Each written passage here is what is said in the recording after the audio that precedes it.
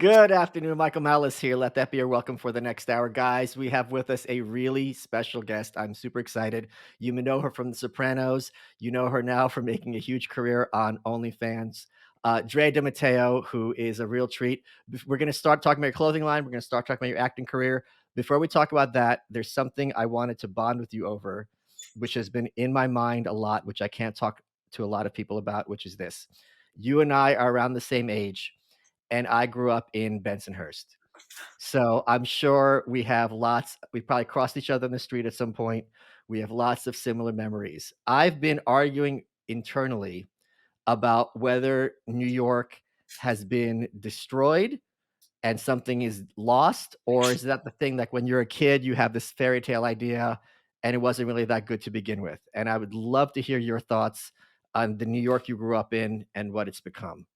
Oh my God, that's my favorite question that I've. Right? I knew we'd have so much fun talking about this. Yeah. Yes, I'm really happy to be here, and I must just say real quick, don't ask me any challenging questions because I feel like I'm not supposed to be here on this podcast. Okay. I'm just a lowly ex-actress. I mean, I see some of the people you're speaking to, and some of my favorite people in the world right now, Like and I'm who? just like, holy shit, what am I doing on here? Like who?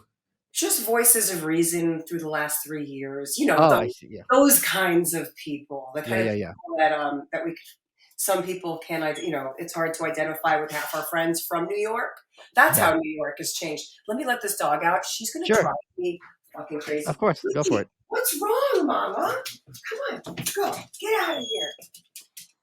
Okay, get out. Go. She wants to stay. Oh, Lucci. That's Lucky Luciana, everyone. Oh, Lucky Luciana. We call her the Luch. So yes, New York has a. I mean, I honestly, New York is always my favorite place. Did you leave New York in the last 3 years? yes. I left in 2021 and I left kicking and screaming, and I will never forgive them for it. And it is driving me like I've been going down rabbit holes watching like videos about like New York in the late 70s, reading books, that whole like Lower East Side Basquiat scene, Club 57, all that Mod Club and all that stuff. And I went back once since I moved because Tim Pool put a billboard of me in Times Square. So I'm like, I got to see this in person. And it had been even worse than when I left. And it fills me in a state of rage because it feels like my child or maybe my mom, I don't know what my relationship would be with New York, has been kidnapped and murdered and then raped. Wow, that's intense, dude. But am I wrong? Where did you live? Were I you, grew up in Bensonhurst, I know that. But were you living in and the East that Village? what's that? Were you an East Village guy? No, no, no. I was always in Brooklyn, and then Oh, the last neighborhood I was in Sunset Park, and I was there for oh, like 13 years. And that train station was where the one the guy shot up. And how do you shoot up a train station? I kill one person. I mean, New York is it's talk about failure. yeah. Well, I mean, I've been in New York my whole life too. I was born in Queens. My parents didn't want me in Queens. They wanted me in Manhattan. They don't want me to have two black eyes and stirring the spaghetti sauce. Bensonhurst was. I mean, you grew up. Bensonhurst is Italian, isn't it? It was Italian. It Yes, was super so Italian. I remember when Jersey Shore came out, and I Mm. was like, "Why is this a show?" And I'm like, "Oh, yeah, I guess to, like, regular Americans, these people are weird." But, like, I watched, like, this is exactly who I grew up with, like, that And you're neighborhood. Ukrainian, no? Yeah, I was born in Ukraine, yeah. Okay, so I ended up living in Little Ukraine for years. Okay. That was my. I moved in. I mean, I've lived all over Manhattan, but and I went to school in Manhattan. I went to high school. I went to grade school. So I've been all over the entire city. My grade school was across from the Metropolitan Museum, which was on 83rd and Fifth Avenue. Then I went to high school at Loyola, which was on Park Avenue, Yeah. and my dad's store was on 63rd and Third, and we had another store in the D&D building. So we were all over everywhere. I'm used to how bad things get. I mean, even what year? What was the Dinkins era? When was that? Well, 93 was Giuliani, so it'd be 89 through 93. Okay, so that was not a super cleaned up time either. I mean, I No. remember walking home from 57th Street every Thursday night, and I would go to the peep shows. So that's when Okay. Times Square still had Oh, yeah. the grit. So, because I was such a freaky into the arts and the weird stuff, and I lived in the East Village, the peep shows, like me and my crazy artist friends would just go for a hang, like for fun. When all of that disappeared during the Giuliani era, we were fucking miserable. Oh, We didn't wow. like Okay. the cleaned up New York. We liked the grit. When I moved into my apartment on Second Avenue, I mean, even now, like everyone's complaining about the homeless situation here in LA, in New York, and I'm never fazed by it. I care because I care about the people on the street, but I've never been fazed by it as a thing or fearing for my life or anything like that. Because when we moved into my apartment on Second Avenue, which was right off of St. Mark's, Yeah. which is considered, they call it Little Ukraine, um, it was a sea of homeless people. And every morning I would have to walk over them, like literally step over tons of them. I don't know why, but they camped out on that street on the weekends, and then they would set up shop and they would have a flea market and sell things. And it would be Yeah. like a homeless flea market. It was, I mean, they were very innovative, and they were definitely contributing, to society. It was a very different vibe. But I will say this: it was a different. It had a different. Sounds crazy, but there was almost an innocence to it.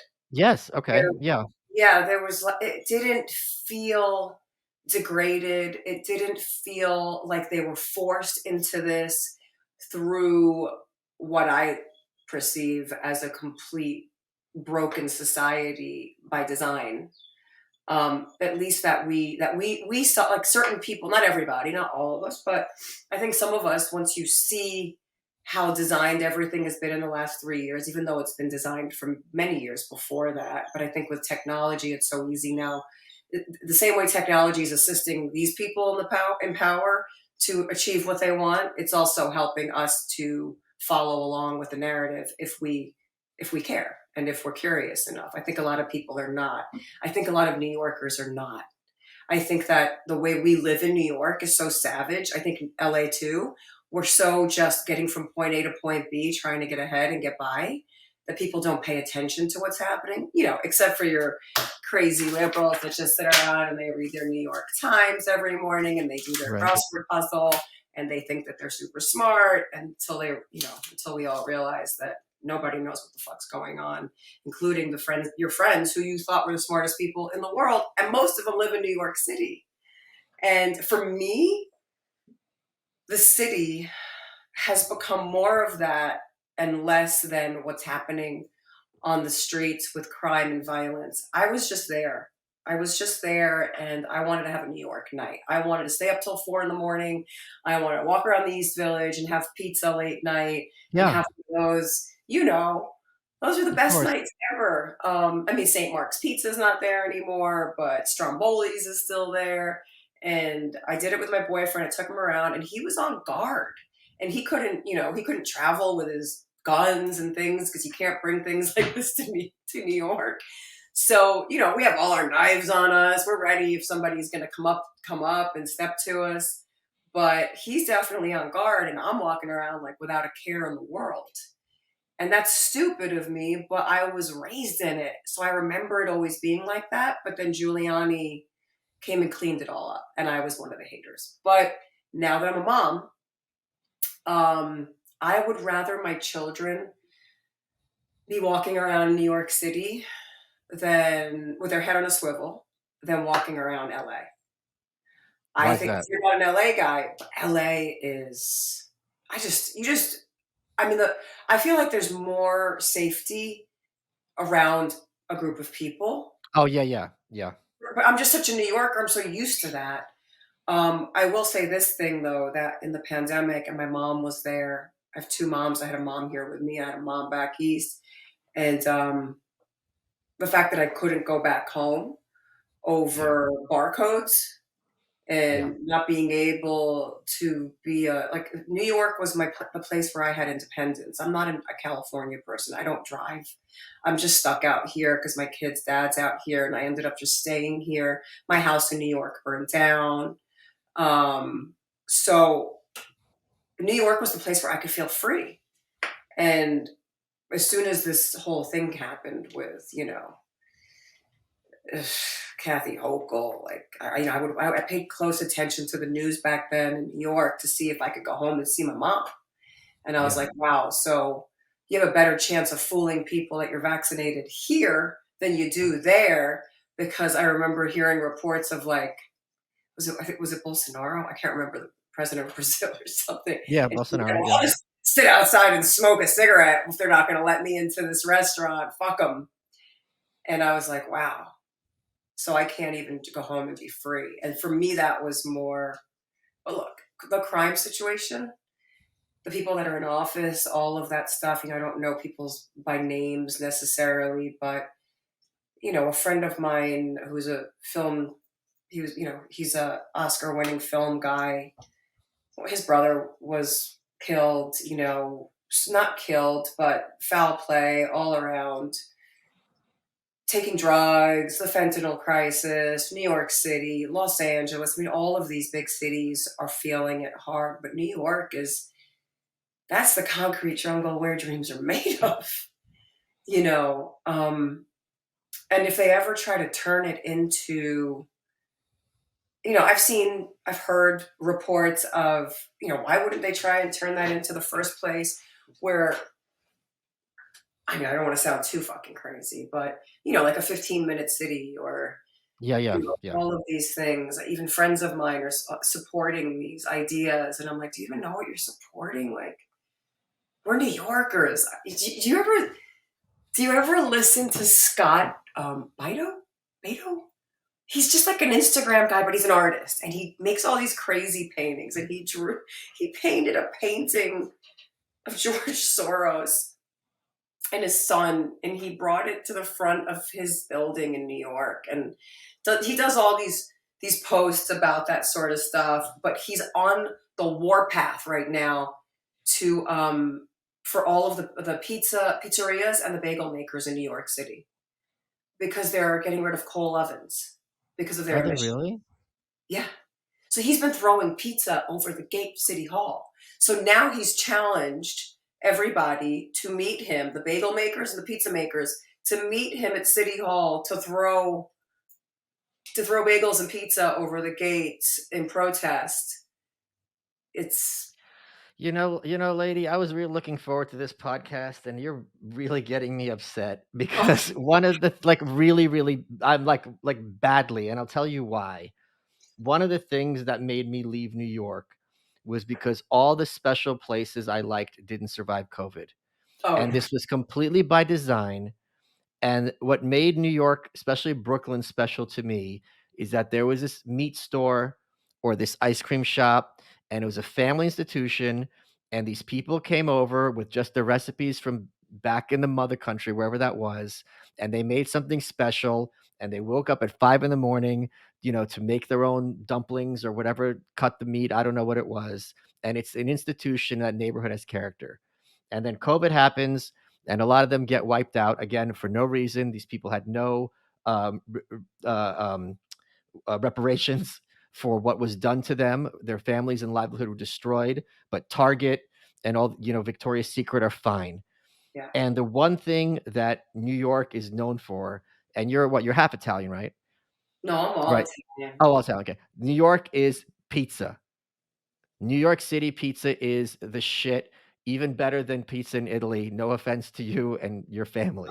I agree. And the thing is, Del Mar and Sheepshead Bay, I forget the one in Bensonhurst where John Travolta ate in Saturday Night Fever. These were all survived COVID, and these were like not only just institutions, like culinary origins that reverberated throughout the world. Now, pizza is a food you can even eat, like in Asia, it's a thing because of New York pizza. So now, for you to sit here and tell me that they're taking this away too, and they don't even have the excuse of COVID to do it, is making me so angry that I'm not saying I'm going to join Al Qaeda, but I am saying I'm gonna hear them out. Well, I think man, they're gonna now it's emissions. It's always something. Um, but I think I think we all at this point, maybe not a lot of my friends at this stage, but it's trying to culturally destroy us. Yes, By make things and by homogenous. pizza, you know? By fucking pizza. Like, can you fucking leave something alone? Is nothing sacred? I mean, I can sit here and cry over pizza and bagels, and people would think I'm crazy or that there's a conspiracy around such things. But what else is it? Why would you ever focus on? I mean, they're trying to take away our gas stoves. The light bulbs are not the same. I mean, now it's like it's everything you look at. Things that I think mainstream people are not focused on. But I know, like when I go to buy my light bulbs, and I can't buy an incandescent light bulb in America, I want to know why. I don't understand why no one else wants to know why, knowing that LED lights are not really good for you. Um, why pizza? Why bagels? But you have to follow this guy, Scott Bido. Okay, He's not fucking around, and he is in New York, and he is holding it down. good. He's and he taught, he's like a real Italian. He's an artist, and it's good to see artists speaking out against what a lot of, I guess, he probably was a liberal. Um, at one point in his life, maybe or maybe not. I have no friggin' idea, but usually you associate, you know, listen, if you're going to fight against the things that the Democrats are saying are necessary at this point, then that makes you, some right wing freak. Hey guys, did you know Fast Growing Trees is the biggest online nursery in the US? They've got more than 10,000 different kinds of plants and over 2 million happy customers in the US. They have everything you could possibly want: fruit trees, palm trees, evergreens, houseplants, so much more. Whatever you're interested in, they have it for you. Find the perfect fit for your climate and space. And Fast Growing Trees makes it easy to order online. Your plants are shipped directly to your door in 1 to 2 days. And they've got a 30-day Alive and Thrive guarantee. They offer free plant consultation forever. They're very smart. I ordered a tree from them, came to my house, shipped perfectly, put on my stoop. It grew. Everyone's happy. And it's a lot better selection than you're going to find at some of those big box stores. And, for those of you who know, I'm a huge plant person. So it was really exciting to get this cool tree to put in front of my house. So this spring, Fast Growing Trees has the best deals online. They've got up to half off selected plants and other deals. And listeners to their show get an additional 15% off their first purchase when using the code WELCOME at checkout. That's an additional 15% off at fastgrowingtrees.com using code WELCOME at checkout. Fastgrowingtrees.com, code WELCOME, and the offer is valid for a limited time, so terms and conditions may apply. Let's get back to the show. There's also like a lot of talk about like the destruction of the family, and I don't know how much of that is intentional or how much of that is incidental to the policies.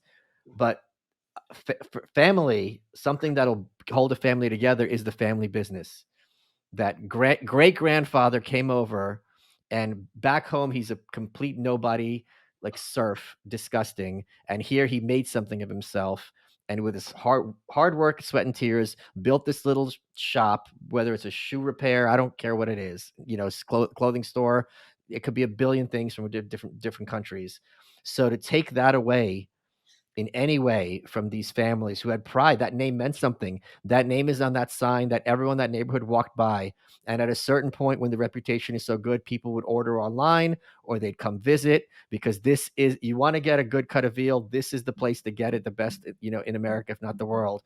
So to have that taken away, and again, pizza's the same thing. DeFar, as in Flatbush, is just legendary. To have that taken away for no reason at all is just satanic to me. I totally agree. My grandfather came here on the boat, and Okay. he opened a pizzeria. Yeah. So, and it was called Don Alberto's Pizza, and that was, my dad made pizzas to buy my mom's engagement ring, Right. and then he opened his own small business instead. And these are all men that coulda, shoulda, woulda, probably were sort of, kinda in the mafia. Sure. But they tried to go legit and do things the right way. And my dad's small business also went under, but not in COVID. It was after he passed, but it wouldn't have survived COVID. But even here in LA, I have friends that have small businesses, and they're always kind of posting about the struggle that it is to keep it alive. Even the small businesses that are open, you have people walking in and stabbing, a young girl working in a shop. We gave people permission. Yeah, yeah. We gave them permission, and I really do feel like, and I'm a real patriot. I have been since I was a little kid. It's innate in me, and I don't know why. If you asked me what my favorite colors were when I was little, I would always say red, white, and blue. My house was covered in American flags. I never quite understood where it came from, until I realized it became a thing, like in my group of people, that being patriotic was anti freedom, it just became like a, I don't know. I started to get very swept up in a lot of these things where I felt like it was a bad thing to care about this country. It became some right wing thought. I don't give a fuck what it is at this point. It's about humanity. I don't care, right, left, labels. You can take all your labels and your red and your blue and you stick it all up your ass at this point. Because I feel like what's happened is they've taken humanity is at stake right now. And you're right, communities, food, mom and pop shops, all of the things that made America America, that you can come here and have a dream, and you can come here and build a life for yourself. I mean, even the that juxtaposed against the border crisis right now and immigration, like all of these things thrown together, it's sort of like a huge aberration of all of the things that we built this country on, and now everything is confused. Yeah, Uh, let's talk a little about the mafia because Bensonhurst, this is something people don't get, okay, because Bensonhurst was a mafia neighborhood, and again, I grew up there in like 79 through like, we moved when I was to like 86. That neighborhood was safe. yeah, They fucking made sure you could, if you're young, you're a kid, I didn't know what's going on, but I could walk down those streets with my grandma anytime at night in New York in the '80s, and no one's gonna fuck with us. They kept that because the cops couldn't do shit or wouldn't do shit, and the mafia kept those streets safe. I'm not saying they're angels, I'm not saying they're good people. You know better than I do what they're capable of, both from real life and from being on that show. But point being, it's not all downside. It's not just this kind of insane, they took care of the streets and they made it a good community for people to have families. So I am very grateful in that regard as a Brooklyn kid, that I grew up in a mafia neighborhood, because it's not drive-bys, you know what I mean? Like with some other gang stuff, like in Chicago now, it was very much, these streets are going to be safe for like vulnerable people, like older people, women, and kids. They don't have to worry about getting like raped or mugged. It was not a thing in Bensonhurst. yeah. My mom grew up in Harlem. Same for her. My dad grew up in the Bronx, on Arthur Avenue. Same for them. Yeah, I grew up in the '80s. I was all over the place. I mean, I wasn't always in the safest situations. sure. I mean, I can, it's hard for me. I think the world has changed so much right now, but as far as mafia goes, I mean, look, what about remember the Guardian Angels? Of course, he just ran from mayor. He lost. Yes. I actually Yeah. was doing a photo shoot in New York and I wanted to get them all around me. I wanted to get them around me for an OnlyFans shoot. Oh, that's And on the hilarious. subway, I was like, let's do this. I want to get all those guys, all from like their old 1970s iconic photographs of them. So wait, Uh, let me just interrupt you for a second. If people don't know, crime in New York was so bad that Curtis Lee, well, I think he was the founder, had an yeah, organization called the Guardian Angels, and they had these little berets, and they had red jackets, and they'd be on the subways, very visible, and they'd be there to be like, "Look, like we got your eyes on you. We're here to keep the subway safe," because I don't think people appreciate. You think it's bad now, back then there's no cell phones, there's no one to call, you're trapped in a box, and young kids would just go from car to car, and just if you had a Walkman in your pocket they could see, they would just shake you down. This was a thing. So the cops weren't doing jack shit, and that's when you had the guardian angels to step in. yeah. And that's cool. And I almost feel like we need more vigilantes, like, just people helping. I don't look, when we were doing a photo shoot in New York this Wait, hold on, last I'm gonna hold thing. on, wait, there's something else I gotta ask you about, Yeah. because something you just said. I'll jump on. You got to keep me focused. I will I got you. fuck. I got you. I'll be the director. You'll be the actress. Directing Drea. Park and bark, Um, Drake. Park and bark. um, we had more vigilantes, and a great example of this is Kyle Rittenhouse. And they wanted to give him the death, put him away for life because they don't want people to use their own initiatives to keep their neighborhoods safe.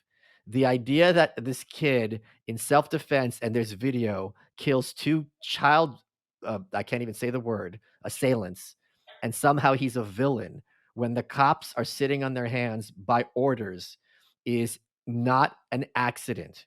In any sane society, if things are going out of control and there's a group of people, men, young men, he's why he was a kid, not literally a kid, but you know what I mean, who take it upon themselves to be like, hey, we're keeping our property and our neighborhood safe while you can be crazy somewhere else. If you go after them, that's not an accident. They tried to make an example out of him. That just happened on the subway just now. There was a guy, a crazy homeless person, who tried to kidnap a kid at one point. He punched an old lady and an old man in the face for no reason, broke her orbital socket. He was assaulting somebody else. That guy, Daniel Perry, I think is his name, like killed him or whatever it was. And now he's got charges against him, as opposed to he should be the mayor. It's insane. It's It's not so. insane. It's by design. This isn't an I accident. agree. I agree with you. I so agree with you. I mean, it's insane that this is the design, that this is what we've come to, that, and that it's so obvious, Yes. and that no one fucking cares. No, they want it. No, but I mean, like that like my friends don't care. I don't understand. For You know, you want me to explain it to you? Go ahead. I'm gonna about me. I'm red pilling Drea. Here we go. Do it. Let's go. HL. I can't speak to your friends. That I can't. I don't know them. H.L. Mencken, who was a reporter, newspaper man in the early 20th century, he has this quote, and once you hear it, everything makes sense. He says, "The average man does not want to be free; he merely wants to be safe." A lot of people would rather be in a cage of conformity and not sticking their neck out, even at great personal risk to themselves, because then they don't have to be a target. Yeah. From your personal life, if you just kept your big mouth shut about the COVID stuff, your career would be in a different place as it is now. Can you talk a bit about that? You've experienced it yourself. Yes. I mean, I I led a very peaceful, quiet life. You know, I had my own angst within me, but as far as I never played the Hollywood game. I wasn't very. I was known because of The Sopranos, and my character was popular, or whatever. But like, I don't. No one gives a fuck about me. Like, Right. I Yeah. I never got in there with that shit. So when I did the OnlyFans thing, and that became the thing that took me over the top. I think it was less over the OnlyFans thing and more over the fact that I mentioned the mandates. And then that became even more sensationalized, I guess. Um, Fuck, I forgot the fucking top of the question. I was saying like your big mouth got you in trouble in Hollywood about like Yes, the vaccines and stuff. So can you explain what happened there to people? I tried to stay in my box. I Yeah. tried to stay in my lane. I stayed very quiet through the entire pandemic. I had a platform. I was doing two different podcasts at the time. We were getting censored for even saying the word COVID. So on YouTube, so everything, I started to realize what was going on. You know, I'm just a curious person. I am a hippie, and not the hippie psyop hippie, but I'm a hippie in my mind. As far as like, you know, I eat a lot of herbs. I don't even take Tylenol. I would try to take a witch's brew before, I'm squirting cell salts in my mouth. So it's not going to get easy. It's not going to be easy for me to just go get a shot of any kind. Yeah. Even if I had to go to Africa and I was required to get a bunch of shots, I'm probably going to be laboring over this for a minute. That's just my nature. I have nothing. I'm called an anti-vaxxer. My kids have 24 vaccines Right. each. Yeah. They're Yeah. over vaccinated, and I feel terrible because now I know too much. But during that time, I really had no intentions of speaking out about anything. I was fucking petrified. I was petrified because I know how easily surveilled we all are. I mean, everything Oh that we're yeah. saying as being. I mean, there's no secrets about that. They've been explaining it to us. There's movies, there's whistle. It's just there's enough stuff out there that the narrative is being spoon fed to you. So I knew no matter what, I'm not going to say this on my phone. I'm not going to text my friend this, and you know, finally, it just watching the convoy, the what was happening to Canadians for Oh being yeah. supportive and outspoken. Neil Young, one of my idols. I've all these framed photos of him all over the place. I have to sell them, because I don't like what he stood for in the end. After all he did was stand for the small person, and then all of a sudden he's a Canadian, and all of a sudden all your people are protesting But against can I ask, isn't it this. so crazy that people like Bernie Sanders, this moth-ridden old hippie, the idea if you we sat down 10 years ago, like, we're, like, passing a bowl, and it's like, "Yeah, it'd be really funny if, like, Bernie Sanders is, like, on TV and he's like, 'We should trust, like, big pharmaceutical companies because they only do good things, and we should never question anything they do because 'cause they're our friends.'" And, like, that is past the bowl kind of conversation because it's just psychotic that these old school hippies like Neil Young it would be one thing if they say, "Do this, it's for the best," but to be like, "You can't question Pfizer?" Like, like, what are you talking about? But not just that, like, you can't let your brother, like Yeah, your fellow yeah, human, have a talk show. It's either my music or his talk show because Malone is on there. Like, who yeah, gives a fuck? yeah, No one even knows who Malone is yet right, in the grand scheme of things. What do you know about Malone, Neil Young? right. So aren't you curious? You're a fucking old hippie artist. Like, don't you want to hear people talk? But do And you know so what you're referring to, this is really funny because when Neil Young was like, "Pull my music from Spotify because Joe Rogan's platforming Robert Malone," and there was, like, 2 other people, like, what was that, like, Marianne Joni Faithfull? There's 2 Mitchell, a couple of other people. They're like, "Yeah, pull my music too," but the thing is with a lot of these artists, off the fest. yeah, but they're all so greedy. So everyone else he thought it was gonna be like a huge, like, We Are the World thing, and they're all gonna jump in, and he's looking over his shoulder, it's like 2 guys, and then he's like, "Oh, okay, this didn't work out the way I thought it was gonna be." But the thing that you need to do when that happens is who owns his catalog right now? Yeah, And now I'm like, all right, let's see who the fucking shareholders are here. Like, who yeah, fucking paid him to get up there and fucking speak his mind? right, But or speak their mind. at that point, no one, the only people who care about Neil Young are our age group and a little older, and they truthfully have been the hardest people to turn at this point because now that they've drank all that fucking Kool-Aid, it's like they're the hardest ones to bring back to the center of reality. So yeah, during COVID, I was petrified. I was really fucking scared, and I thought my bank accounts were going to be shut down. I couldn't bring my children anywhere. They were now locked down indefinitely. Even the schools were threatening to mandate completely. So we were packing to move to another state. My ex gave me full permission and encouraged it. He goes, just get them out of here. Oh, you're so lucky. You're so lucky that that Yeah, happened. no, I was so lucky because a lot of my friends were getting torn apart of Yeah, of course. differing opinions with their spouses, and my ex was like the fucking coolest. So, and he gets it. I mean, I don't know if you know who he is, Shooter Jennings, Okay. but he did an album years ago. I'm just gonna digress for 1 minute because you'll like this. I don't know if you like music, but he did it. He's a country musician, Okay. but he did an album called Black Ribbons. Wait, I'm And sorry, I gotta stop. you gotta stop. Okay, well, tell I me. don't know if you like music. I Some hate of you like rock and roll music. I don't No, know. I know, but it's just funny because, I'm like, getting to whenever know new people, Michael. I don't know no, no, everybody yet. no, what I meant is, like, when I learn that someone doesn't I've met people who, like, I don't like music, and when I hear that, I'm like, "You must be an" like, I'm very suspicious, or, like, people who don't like animals, like, that aren't like pets, Yeah, I'm me like, too. it's like, "Oh, okay, like, that's cool for you," but it's like saying, "I don't enjoy pleasure." It's like, what's going on there? I can't relate. No, I mean So like love. Like of I'm a course. music freak, like a psycho music freak. Maybe too much. Maybe Okay. I'm a little too much.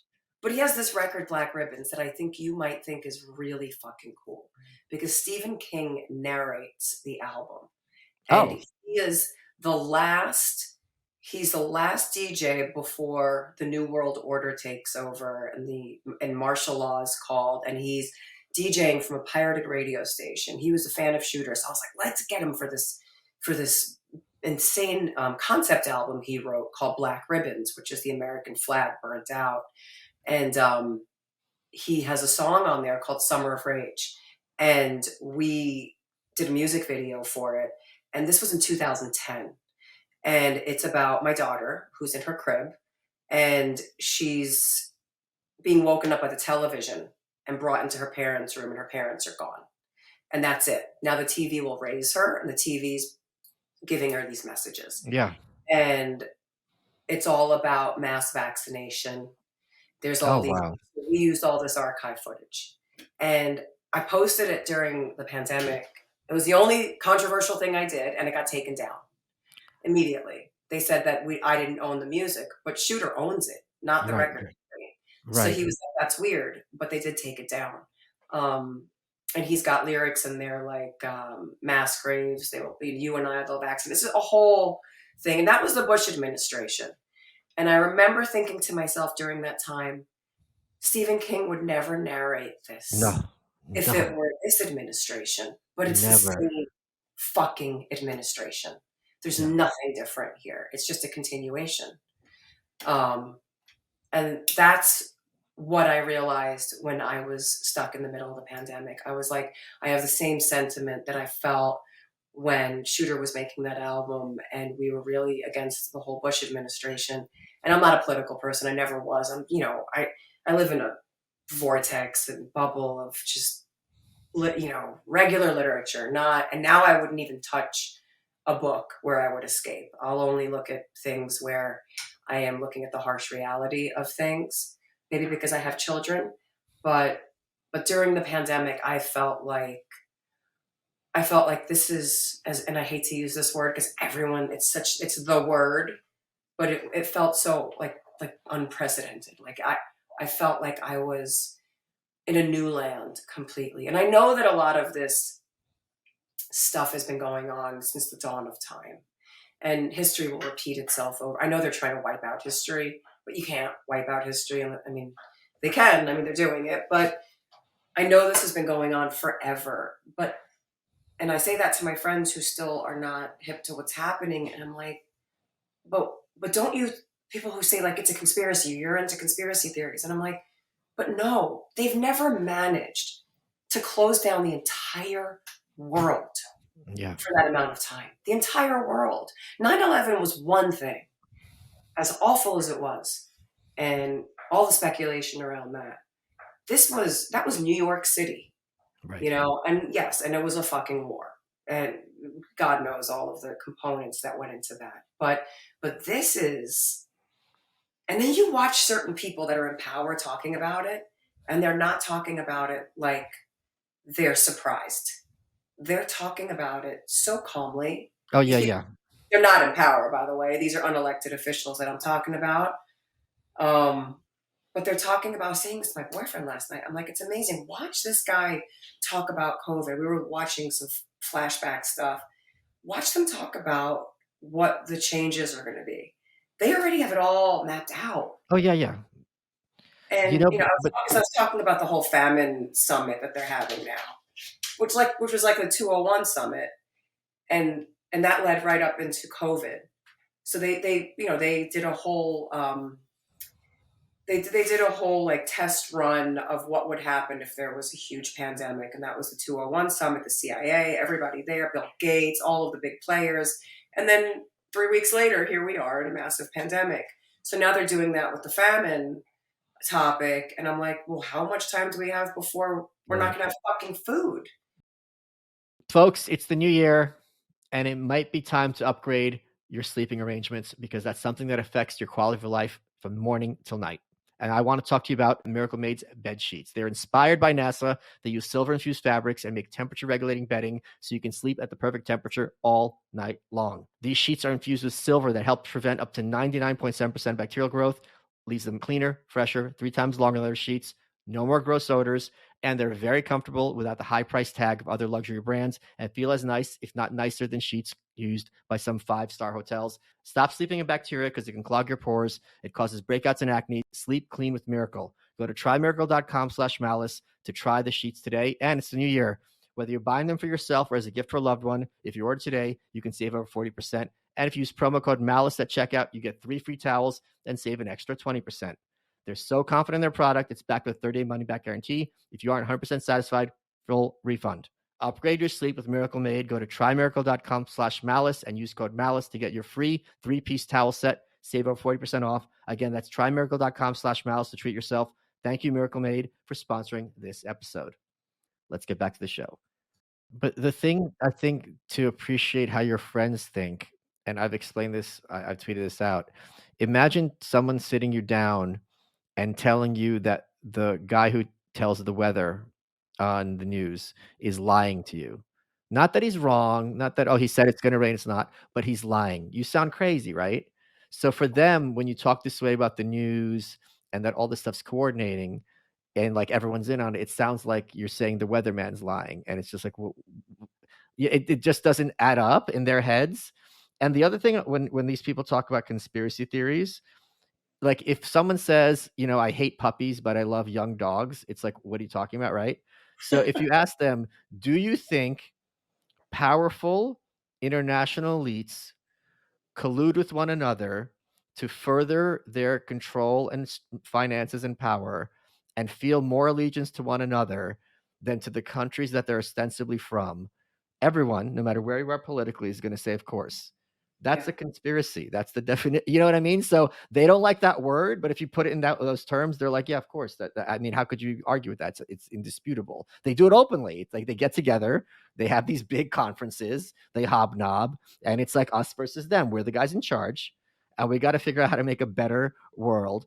And if you push your friends, I'm sure most people go, when they say better, do they mean better for everyone or better for them first? And of course, it's going to be better for them first, because why wouldn't they? People in power want to maintain their power.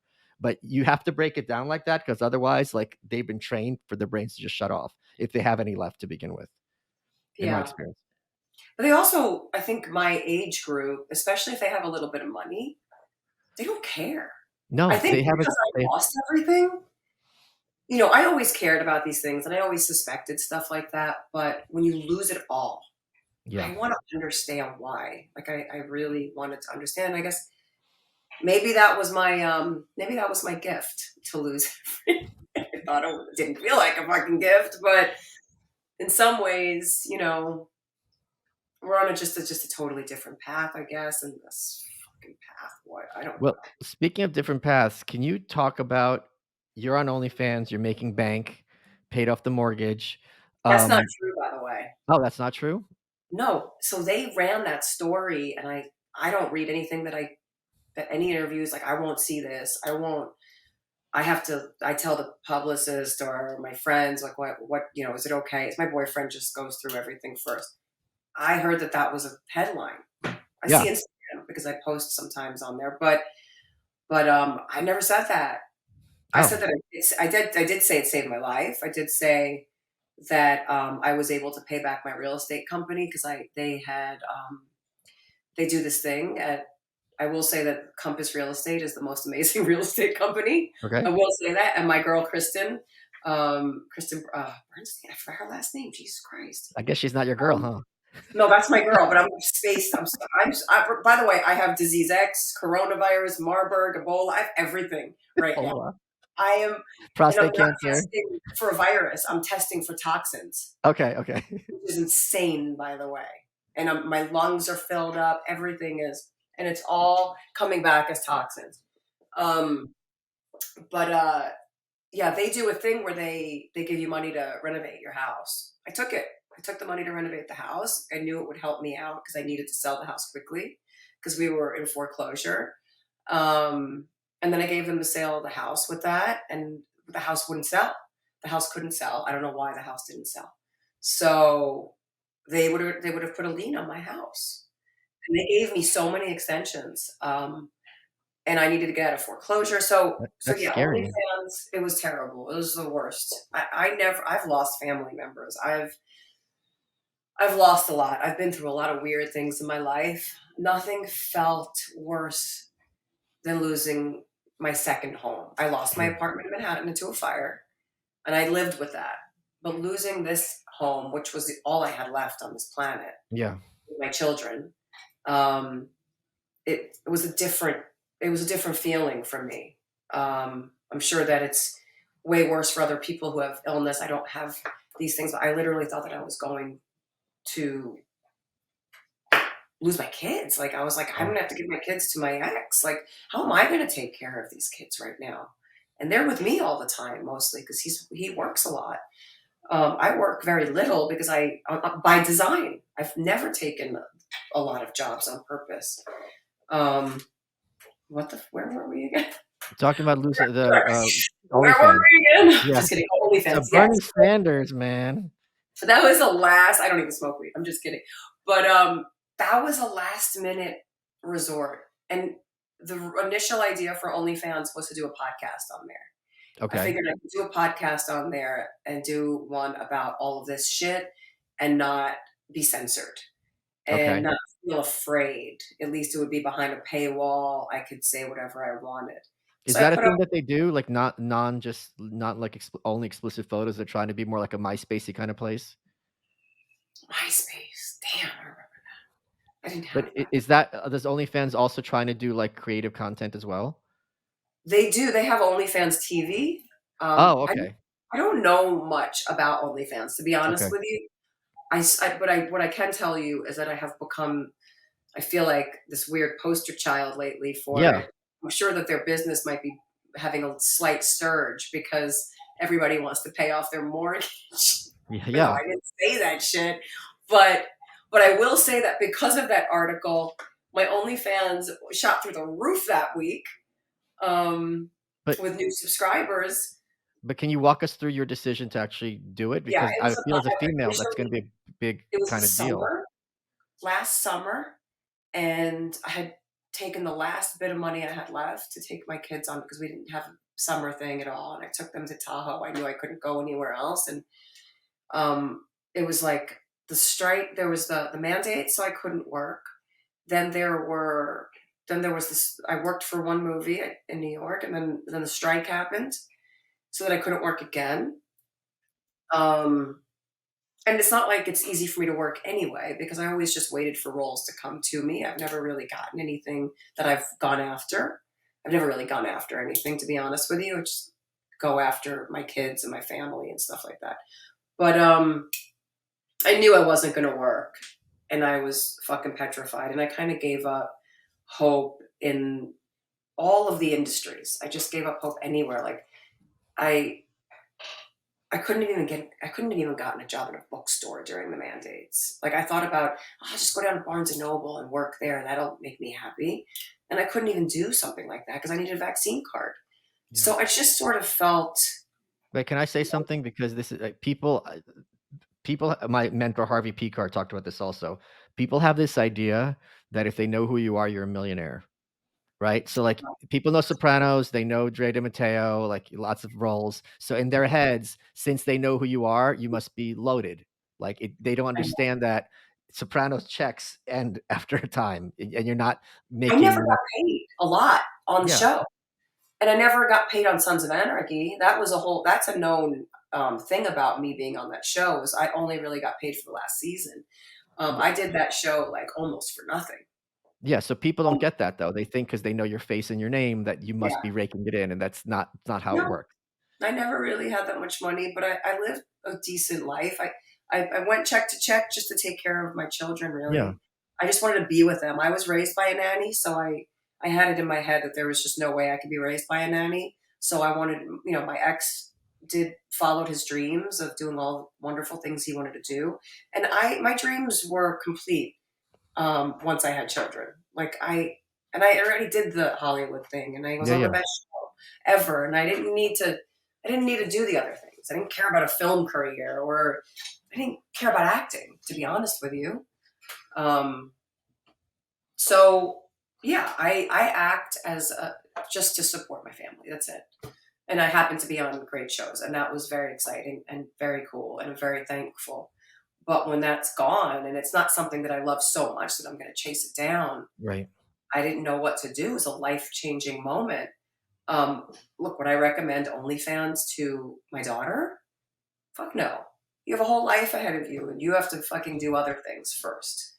But For was me, there a fear in your mind that what if I do this, join OnlyFans, and it doesn't become lucrative, so now I'm really SOL? oh yeah, but Okay. I wasn't banking on it. Okay, that's what I'm asking, Oh, okay. no, I wasn't banking. We were gonna incubate a little show on there at first, Okay. but when that picture that I posted went through the roof, and every news outlet picked it up, and I was like, "I'm still relevant on some Right, right, planet? right. Right. What fucking planet is this? Wait a minute." Like I was very surprised, probably because I have such a private life, and now my life is totally fucking exposed. You know, my opinions about everything. Now I'm just forget about OnlyFans and being half naked on that platform or naked or whatever. In some ways, for me, it's become symbolic of having to be uncomfortable right now in the world and to get comfortable being uncomfortable. And I've never been someone who has posted a selfie or a picture of myself in a bikini. It's just never been me. It's just not my MO. But I started doing things that were completely uncomfortable for me, and I've become very comfortable now in that role. But So, it's also must feel great not having to worry about the house. yeah, but it's not going to last forever. Sure, that's Uh, fair. it's a moment in time. I'm not a kid either. So a lot of people say some really rank shit. Like, yeah, I would have liked to have seen that page 20 years ago. Like, I feel you, I hear you. But there's still men my age that don't mind a bitch my age either. It's like Cougar Town, only cougars. Come to my page. But it's also I'm fun. Like I'm not like your typical Hollywood girl. Like I'm a Right. fucking New York lunatic, Yeah. and I'm on there doing whatever. I live stream, I talk to fans. Like it's a fan page, and it's a frisky fan page. I But think people must also like it that they get to interact with someone who's not taking herself seriously, who's, like, walk the walk, but doesn't think she's the shit in, like, with an attitude, I mean. yeah, no attitude. I have zero fuck. I Yeah. love my fans, by the way. Like whether or not I thought I was relevant, stupid, whatever. I know when I walk out of the house, like I got to talk to the fans every day. The Yeah. Sopranos never goes away, man. It just and even after the pandemic, it was the young kids. I walked out of my house after 3 years or 2 years of being shut in, and all of a sudden, it's people in their 20s, and I'm like, "Did your mom send you over here to get a picture?" And they're like, "No, it's my favorite show." And I'm like, "Of course it is. Everybody's been locked away watching Yeah. this show." So it's a thing. Definitely a thing, and whatever. I was in the right place at the right time for OnlyFans. Look, if I would have done it in the height of the pandemic, I would have paid off my mortgage Yeah. in 5 minutes.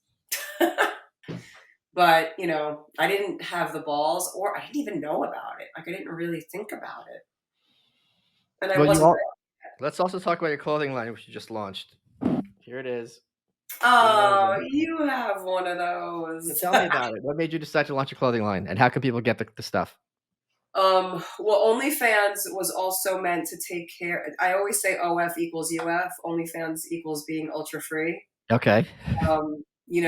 It's time for all of us to kind of strip down and get real, kind of thing. And I guess that's sort of the vibe. So, because I knew OnlyFans was not going to be something that could sustain me for long term.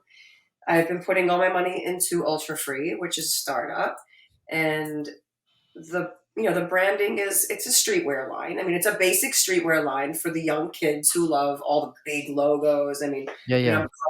I'm covered in all of it. But I think the messaging behind it is um, no more labels. Like no, even though there's labels all over it, it's kind of the anti-label vibe. There is no red, there is no blue. This is just you and me now. It's about feeling free, and not because you need to look to your government to find that vibe of freedom.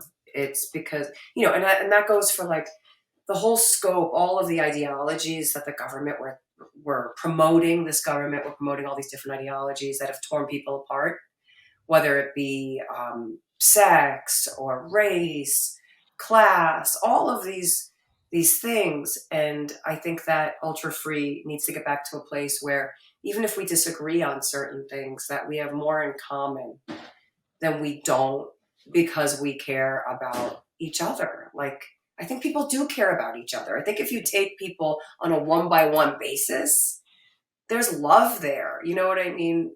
But if you have them behind these fucking computers and technology and everyone's just bashing at each other nonstop, that's not freedom. And it's like what you said, being safe in a box. My boyfriend has a song called The Cage. And on his All Them Witches album, it's called The Cage. You would probably like these guys too. But that one album is like brought to you by Pfizer. It's like, I mean, there's all these like kind of Frank Zappa vibes going on where they're talking about, I just love being in my cage. I've been doing this since 1970, And it is true that we feel safer in a box. Yes. But fuck that, because the box that we're in now it's not the same box that we were in then. Now with technology, we have more freedom, but less freedom. And we got to find a way to ride that and to break through that. I don't know how we do it. I mean, do we just stop consuming from the monopolies? I don't know what the answer is, but I think it's just a state of mind. Anything that makes you feel caged in, whether it's a mental state or a physical state or anything, like, let's just fucking get back to feeling ultra free. Since Drea doesn't know how to plug her own stuff, the website is ultrafree.co. So check it out. There's a whole line. It's just launched. So I'm sure you'll find something that you like. Ultrafree.co. Drea, we're going to take some questions. We're going to head over to malice.locals.com where you're going to be taking some questions from supporters. Drea, we're running out of time. What has been your favorite part of this interview? I mean, I like getting, first of all, I feel privileged that I'm on your show. I think that you're incredible, and I love. You're right. I'm not credible at all. I think that you're cool, man. I think you're super fucking cool. You're doing your own thing here. You have incredible guests. I cannot believe that I was worthy to be one. So I think that's cool. You think I'm crazy. You're looking at me like I'm fucking crazy, but I mean it. Well, you are welcome.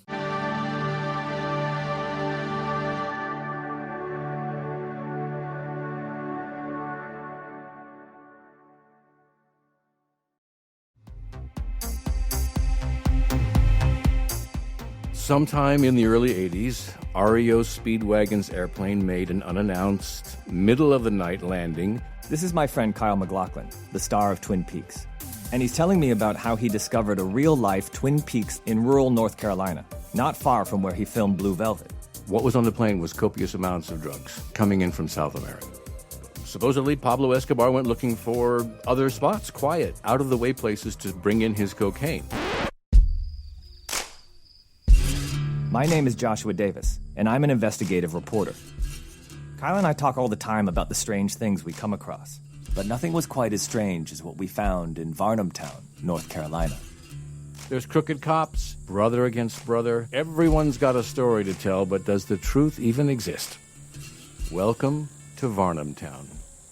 Varnamtown is available wherever you listen to podcasts. Pluto TV is TV the way it should be, free. With over 300 channels, thousands of movies and TV shows costing zeros of dollars. So if you want to watch shows like Ghost, The Walking Dead, CSI, Star Trek, or The Price is Right, well, The Price is Right. It's free. Hit movies like Braveheart, Sonic the Hedgehog, Anchorman, The Legend of Ron Burgundy, or Mean Girls won't cost you a thing, because everything is free. All you have to do is download the app, which, by the way, is also free. Pluto TV. Stream now, pay never.